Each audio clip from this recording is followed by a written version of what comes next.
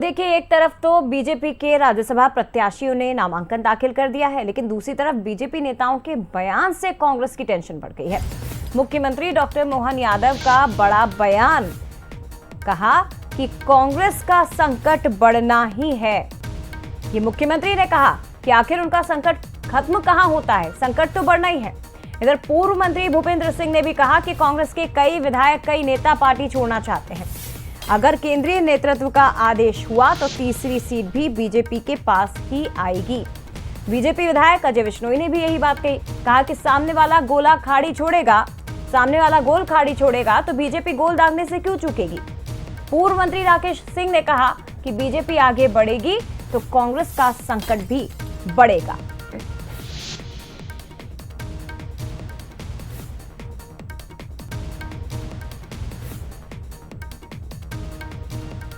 है ही संकट का समय। आप कांग्रेस के जाने, हम तो आनंद मनाएंगे। संकट बढ़ेगा तो नहीं, बढ़ना ही है। कांग्रेस में संकट कहाँ खत्म होते हैं। नहीं, देखिए, केंद्रीय नेतृत्व अगर तय करता है तो मैं समझता हूँ कोई कठिन काम नहीं है।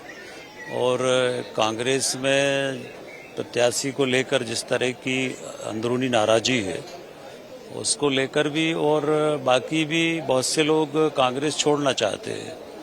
तो इसलिए अगर केंद्रीय नेतृत्व तय करता है, केंद्रीय नेतृत्व विचार करके ही निर्णय करेगा, और केंद्रीय नेतृत्व अगर निर्णय करता है तो हम तीसरी सीट भी जीतेंगे। सामने वाला मौका देगा, गोल खाली छोड़ेगा तो बीजेपी गोल दागने से क्यों चूकेगी? तो दाग सकती गोल, बिल्कुल चाहेंगे। मुख्यमंत्री अभी कह रहे थे, मैंने उनसे पूछा कि कांग्रेस बड़ी संकट में दिखाई दे रही, तो बड़ी संकट और बढ़ सकता है।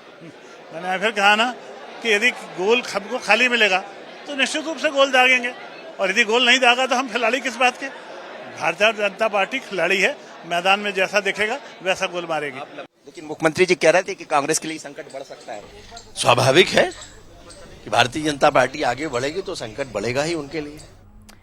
और देखिए, मंत्री कैलाश विजयवर्गीय के बयान के साथ शुरू हुआ ये बयान लगातार बीजेपी के दिग्गजों की ओर से दिया जा रहा है कि अगर नेतृत्व ने चाहा तो तीसरी सीट भी बीजेपी जीत लेगी और कांग्रेस का संकट बढ़ जाएगा। सीधे रुक करते हैं, एग्जीक्यूटिव एडिटर मनोज सैनी जी हमारे साथ इस वक्त लाइव जुड़े हुए हैं।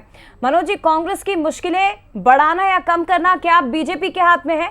तमाम नेताओं के एक जैसे बयान, एक जैसा संकेत।